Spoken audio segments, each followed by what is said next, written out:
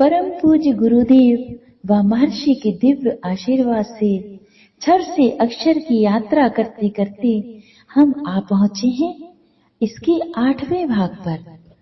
साथियों, आरती अक्षरा का प्रेम प्रणाम। आइए यात्रा करते हैं क्षर से अक्षर की ओर। मेरे प्यारे मित्रों, जैसा कि हम सभी जानते हैं कि गतिशीलता को स्थिरता का आधार चाहिए। बिना स्थिर आधार की गति संभव ही नहीं। हमारा एक पैर तभी आगे बढ़ता है जब हम दूसरा पैर स्थिर रखते हैं।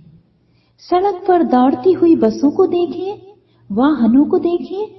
वाहन तभी आगे बढ़ पा रहे हैं जब सड़क स्थिर है।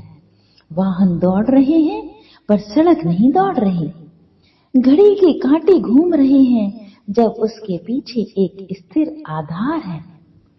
चक्की का एक पार्ट घूमता है जब उसके नीचे का पार्ट स्थिर होता है। अर्थात हमें जो भी क्रियाशीलता दिखाई देती है वह एक अचल आधार पर ही संभव है। एक नर्तक तभी नृत्य कर पाता है जब स्टेज स्थिर होता है।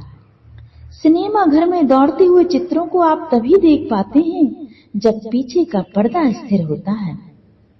उसी तरह हमारे अंतःस्थल में एक शांत स्थिर आधार है जिस पर हमारी सारी क्रियाएं संचालित हो रही हैं।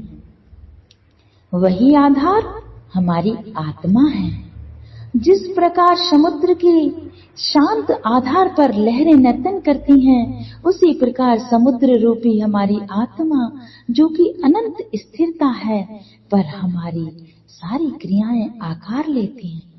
लेकिन हम तो इतनी बेहोशी से भरे हुए हैं कि हमें एहसास भी नहीं होता कि हमारे भीतर एक अनंत स्थिरता का आधार है जिस पर हम क्रिया कर रहे हैं।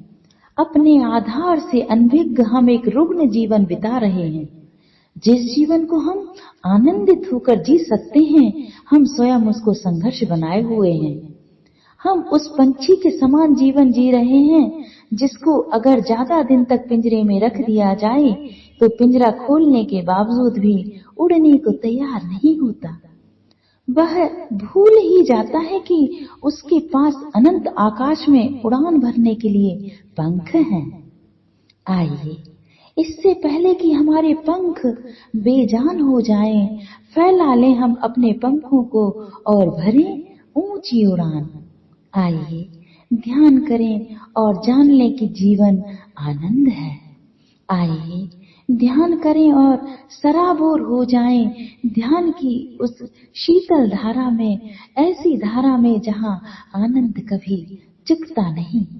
जिस प्रकार एक बच्चा अपनी माँ की गोद में अपने आप को सुरक्षित महसूस करता है, माँ के द्वारा हवा में उछाले जाने पर भी उसको यह विश्वास होता है कि वह गिरेगा नहीं और वह खिलखिलाता है। उसी बच्चे की तरह आइए समर्पित हो जाएं उस परम सत्ता के चरणों में, सौंप दें अपने आप को।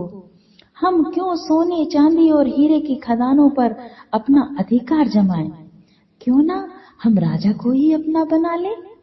कहते हैं ना, एक साधे सब सधे। आइए अपनी आत्मा रूपी जड़ से जुड़कर अपने जीवन रूपी वृक्ष को हरा भरा पुष्पित पल्लवित कर उसकी सुगंध को चारों ओर फैलाएं। आओ ध्यान करें।